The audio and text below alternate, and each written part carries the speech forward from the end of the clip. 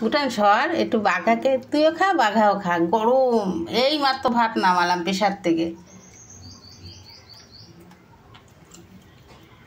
এই যে বুটানের খাবার প্রেশারে করি, মাংস মেটে অল্প। এই যে কি গরম এ বাবা, বাবা হাত দেওয়া যাচ্ছে না। যে মেটে খুব গরম, এই ওদের মেখে দিলাম।